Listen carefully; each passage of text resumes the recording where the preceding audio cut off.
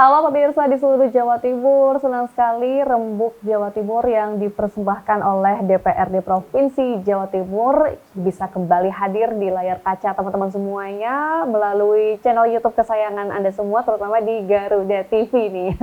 Kali ini Sima mau ngode-ngode lagi nih, ngobrol dengan anggota Dewan dari Komisi E DPRD Provinsi Jawa Timur, sudah hadir di sebelah kanan Sima, yaitu Bapak Dr. Andes Haji Imam Ma'ruf ML. Assalamualaikum. Waalaikumsalam. Pak Imam. Ketemu lagi Mbak Sima. Iya. Pak Ma'ruf, kita nih ketemu lagi ya pemirsa. Beliau ini adalah anggota Komisi DPRD Provinsi Jawa Timur dari fraksi Gerindra, sekaligus anggota Banggar dari Dapil 11 Kabupaten Nganjuk, Madiun dan Kota Madiun, yang juga menjabat sebagai Wakil Ketua DPD Gerindra Jawa Timur.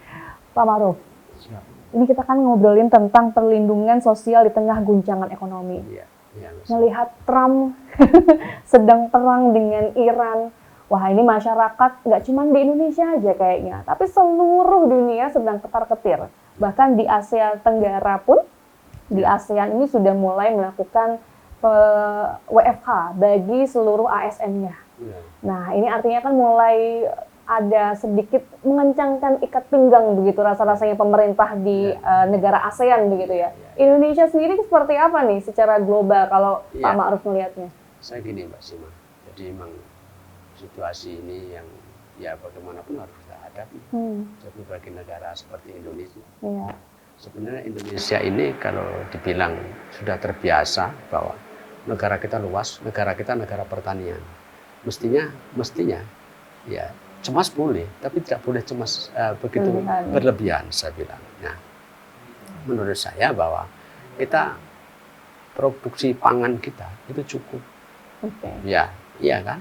Ya, dengan situasi global, perang Amerika, Iran dan lain sebagainya. Ya, ini Israel ini tentu berdampak iya. Tapi masyarakat kita kan lebih banyak juga masyarakat pertanian, gitu kan. Mestinya kita harus siap karena cadangan pangan kita, saya kira cukup. Kita terbiasa dengan itu. Saya kira enggak begitu. Ya cemas boleh lah, cemas. Pasti cemas. Nah, ini bagi kita Indonesia ya harus siap menghadapi keadaan ini. Ya mudah-mudahan perangnya tidak begitu berlarut-larut, lama, sehingga punya dampak. Ya memang kemiskinan kita masih tinggi. Mbak Sima, yang dikhawatirkan yang dikhawatirkan jangan-jangan malah lebih berat kita upaya mengangkat memberantas kemiskinan, tapi lama-kelamaan dengan situasi ini bisa bertambah turun, terutama Jawa Timur. Tapi Jawa Timur ini dengan kemiskinan yang tertinggi, tapi ya masuk akal lah karena penduduknya juga kan tinggi, Pak. Paling tinggi kan. Kalau kemudian kemiskinan paling banyak di Jawa Timur. Kemudian nomor 2 Jawa Barat, saya kira ya wajar karena penduduknya juga memang banyak. Kalau sejauh mata memandang juga sih sebenarnya ya, Sima melihat bahwa alhamdulillah Indonesia, terutama Jawa Timur ini belum jangan sampai ya, tidak mendapatkan atau melihat adanya perubahan signifikan dari isu perangan di sana begitu. Dan apa ya? Karena melihatnya sendiri ekonomi kita ini sedang diupayakan untuk bertumbuh begitu, mau bagaimanapun begitu ya Pak Ma'ruf ya, dengan segala upaya mulai dari pemenuhan gizinya melalui MBG, kemudian ekonomi akar rumput melalui koperasi Desa Merah Putih dan lain sebagainya, itu sedang kita upayakan begitu. Kita mengajak ke Vietnam. Vietnam itu kan negara makmur, dia negaranya pertanian. Sehingga bagi negara-negara yang potensi pertaniannya tinggi, saya kira tidak begitu memang pasti terasa, tapi tidak harus. Kalau Indonesia biasa sih kita makan sayuran punya kita, produksi sayur kita ada cukup, saya kira. Beras kita saya kira cukup, apalagi kan kita. Ya, apalagi Jawa Timur jadi lumbung pangan. Jadi tidak, menurut saya goncangan ekonomi yang terjadi di Timur Tengah dengan Amerika, saya kira yang penting ya pemerintah itu harus mengantisipasi bagaimana kelangkaan pangan, pasar pangan ini melejit sehingga masyarakat menjadi turun lagi, kemiskinan akan bertambah. Oke. Ya. Pak Maruf, ini saya sekalian to the point aja begitu ya. Dengan adanya peperangan global di sana, begitu yang katanya peperangan dunia ketiga. Ini apakah kemudian anggaran di Jawa Timur juga menyesuaikan dengan isu-isu yang terjadi di luar sana nih, Pak? Selama ini belum berasa. Saya melihat belum pembahasan itu belum terasa. Saya belum terjadi itu, Mbak. Jadi juga APBD kita kan masih lumayan juga di Jawa Timur itu, masih lumayan. Mudah-mudahan enggak kena dampak lah menurut saya. Enggak kena dampak. Ya pasti dampaknya nanti pasti saya yakin pasti. Mau tidak mau, suka tidak suka ya, Pak? Suka tidak suka gitu kan. Suka tidak suka gitu kan. Maka ya kita tidak mau mencampuri lah pemerintah pusat bagaimana sikap politik luar negerinya, bagaimana kita berharap orang-orang seperti kita ini yang menjadi wakilnya rakyat ini bagaimana perang itu cepat selesai sehingga tidak berdampak kepada masyarakat luas, khususnya masyarakat Indonesia yang mayoritas petani. Tapi masyarakat kita sudah biasa lah, Pak, makan singkong, makan beras dengan sambelnya yang biasa, sudah tahan banting yang seperti itu. Makanya ini masyarakat yang sudah, Pak Prabowo saya kira waktu itu ketika sebelum jadi presiden kan ke Vietnam. Vietnam itu negara yang kuat. Ketika dulu waktu ada COVID, mereka dikumpulkan, tidak boleh keluar sama sekali. Tapi mereka difasilitasi oleh beras, kecukupan pangan saya kira. Dan mereka cukup. Nah Indonesia saya kira bisa seperti itu. Se-Indonesia seperti itu. Ya memang banyak oknum-oknum yang nakal aja. Kemudian sawah-sawah sudah dibuat perusahaan-perusahaan. Nah, tapi sekarang nggak boleh ya, Pak ya? Nggak boleh. Tapi nggak boleh, kadang-kadang ya masih bisa. Dengan caranya masing-masing. Nah ini dengan cara masing-masing. Ada caranya ini Indonesia ini. Nah ini yang kembali lagi itu yang nggak baik. Jangan dianggap. Oke. Kalau secara global sendiri gambarannya keekonomian di Jawa Timur nih kayak gimana nih sekarang, Pak Maruf? Ya. Saya melihat bahwa kemiskinan masih tinggi, Mbak. Ya, kemiskinan masih tinggi. Apapun data kemiskinan terbesar di Indonesia, berarti kan apapun penduduk kita besar, tapi kemiskinan kita masih tinggi. Dan ini menjadi PR kita bersama-sama. Nah, menjadi PR kita bersama-sama. Sehingga pemerataan keadilan terhadap rakyat miskin ini juga harus menjadi perhatian. Pemerintah juga harus punya perhatian serius terhadap kemiskinan yang ada di Jawa Timur, gitu kan, sehingga perencanaan bantuan tepat sasaran ini juga masih PR kan sekarang, masih terjadi suatu perdebatan yang panjang, walaupun kemudian sekarang ada data tunggal sementara nasional, data tunggal sosial ekonomi nasional itu juga masih terjadi sebuah perdebatan bahwa saya melihat juga masih ada pihak-pihak yang mencoba memanfaatkan itu. Memanfaatkan seperti apa? Memanfaatkan ya untuk kepentingannya kelompoknya masing-masing Dan ini sekarang harus kita punya persepsi yang sama. Sejauh ini seperti apa kemudian dari pemerintah Provinsi Jawa Timur berkolaborasi dengan DPRD dalam mengentaskan kemiskinan gitu, yang beberapa waktu lalu sempat berkurang, meskipun berkurangnya juga 0,sekian persen begitu, Pak Maruf? Ya ini mulai kerjasama dengan kabupaten-kabupaten kota.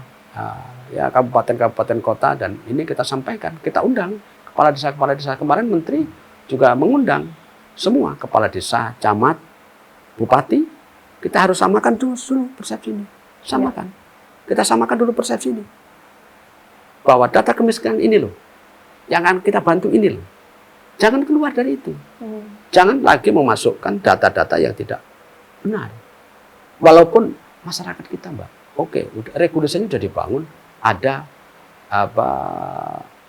sanggah usul sanggah, ya kan, usul sanggah. Ketika di masyarakat ketemu warga miskin yang tidak terakomodir, misalkan, ya ada memang regulasinya dibuat oleh pemerintah, ada usul sanggah.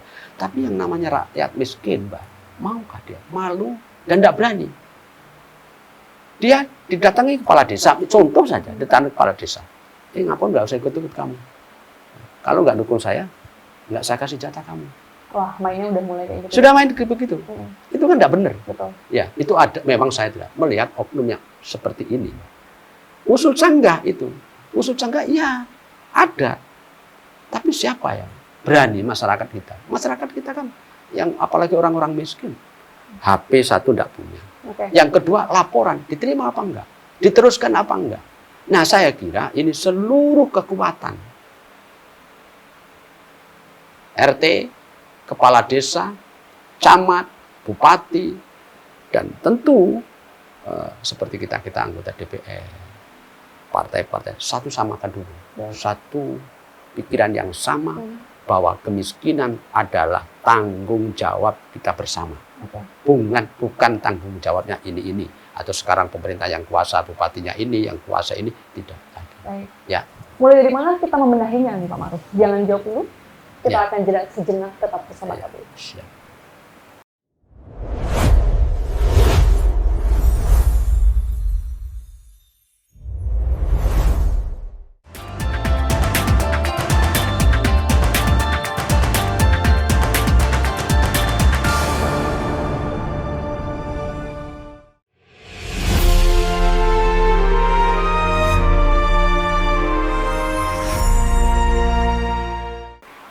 Baik, kita akan mengulik lagi nih pemirsa terkait dengan tadi ya strategi khusus dari Komisi DPRD Jawa Timur nih untuk mengentaskan kemiskinan, permasalahan-permasalahan ekonomi yang ada di Jawa Timur, kemudian kelangkaan lapangan kerja dan lain sebagainya, tingkat pengangguran terbuka di Jawa Timur seperti apa nih, kayak gimana kemudian Pak Mas? Ya, gini Mbak, jadi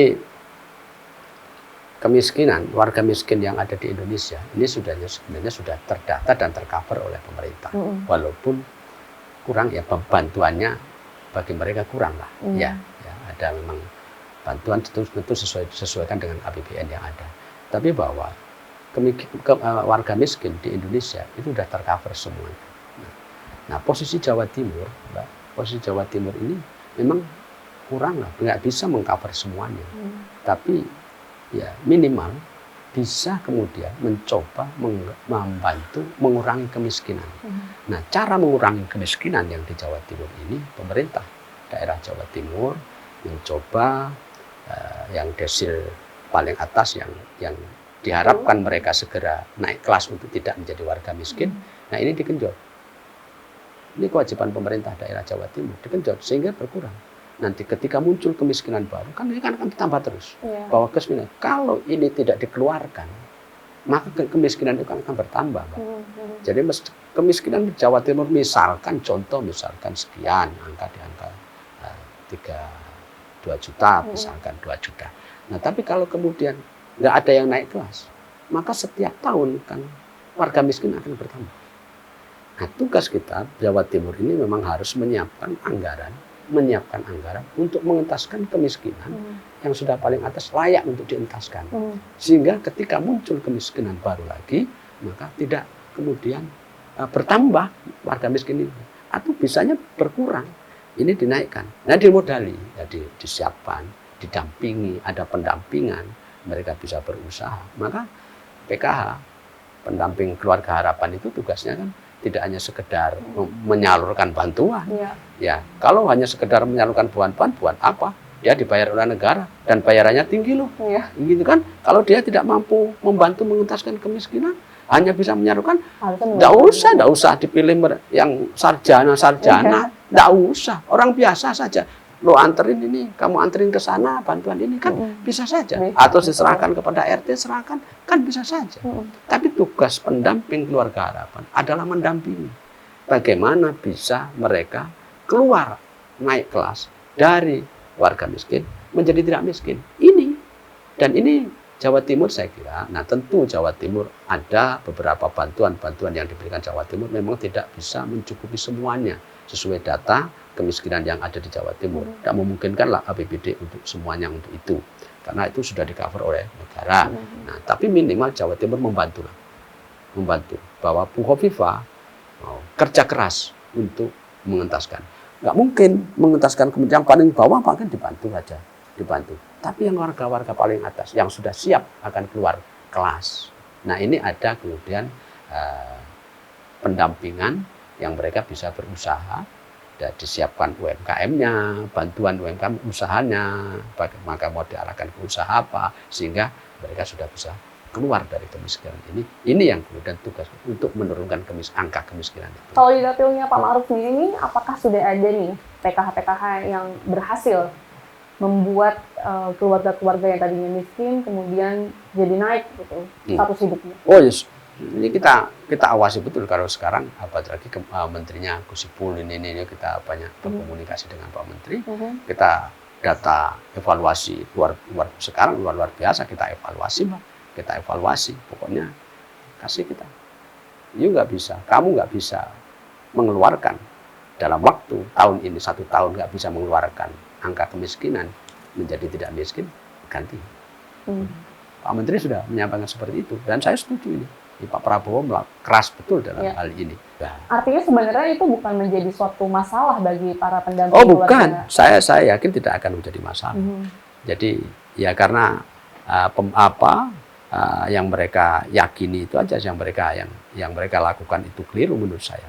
Pengelolaan yang dia keliru, ya masih dia menganggap bahwa pendamping itu hanya memberikan, menyalurkan seperti kasir aja, bukan mendidik. Nah ini yang tanggung jawab kita bersama-sama. Ini harus kemudian di breakdown sama-sama. Iya, di breakdown bersama-sama. Kemudian kalau menurut saya diulangi lagi dan pemerintah, baik pemerintah pusat maupun pemerintah daerah kerjasama yang baik, bupati dan lain sebagainya. Ya kita evaluasi. Setiap tahun kita evaluasi. SK-nya kalau bisa kita buat setiap tahun. Kita evaluasi. Kalau memang mereka tidak mampu mengentaskan, kemudian ya ganti. Karena mereka tidak bisa kerja. Dibayar negara loh. 7 juta sekian. Angka yang tinggi itu. Wah itu ngalahin diri saya Pak. Oh iya. Angka yang tinggi. Bayangkan mereka. Kerjanya apa? Kalau hanya sekedar jadi kasir. Ya, PKH itu apa kerjanya? Nah, ini pemerintah Jawa Timur tentu ya akan memperhatikan ini Pak. Jadi ya memang bantuan-bantuan kita Jawa Timur itu tidak mencukupi, kurang ya. Tapi minimal lebih terarah menurut saya bantuan-bantuan Jawa Timur itu untuk mengentaskan dari desil yang paling kira-kira yang sudah aman untuk dinaikkan. Ini dibiayai sehingga ada ganti lagi. Bisa jadi data kemiskinan kita tiap tahun itu berubah. Bisa jadi. Harusnya seperti itu. Bukan aja, mestinya seperti itu. Kalau pendamping keluarga harapan bekerja, mestinya data kemiskinan kita akan selalu berubah. Kalau data kemiskinan kita tidak berubah, maka kinerjanya tidak berhasil. Nah, ini ngomong-ngomong soal anggaran, apakah Pak Ma'ruf ini sempat nyentil-nyentil juga Gus Ipul? Karena kan berkerabat dekat dengan Gus Ipul nih. Oh iya, Kita akan bahas lebih lanjut di segmen berikutnya, tetap bersama kami. Iya.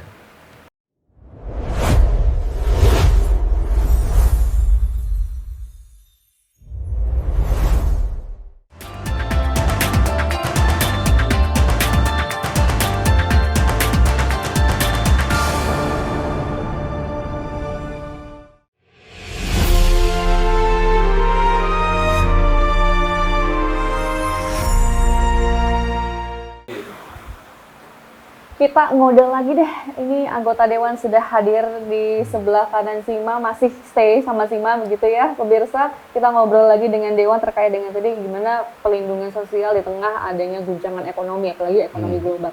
Tadi belum di-spill nih, Pak Ma'ruf. Ya. Sempat nggak untuk berbincang langsung dengan Pak Menteri ini? Oh ya. Tambahin dong di Jawa Timur untuk anggaran sosialnya. Oh ya. Kalau saya selalu, Mbak, saya hampir setiap hari telepon sama beliau, kepada sahabat, saya sampaikan. Nah, sering saya diajak keliling ke daerah-daerah. Angkanya fantastis betul loh. Untuk pengentasan kemiskinan itu luar biasa. Provinsi lain? Wilayah lain itu maksudnya di Jawa Timur. Wow, oke. Iya, Ngawi. Saya diajak ketika ke Ngawi, ke Ponorogo. Itu fantastis luar biasa. Dan angka bantuan pemerintah yang digelontorkan kepada masyarakat masing-masing kabupaten itu saya lihat luar biasa. Kalau itu dimanage dengan baik, saya optimis. Yang menjadi pertanyaan ini dimanage dengan baik atau tidak. Nah iya benar-benar. Kalau saya angka ini saya melihat di Madiun itu sampai berapa? 17 sampai hampir 50 M. Itu dengan jumlah kemiskinan yang ada.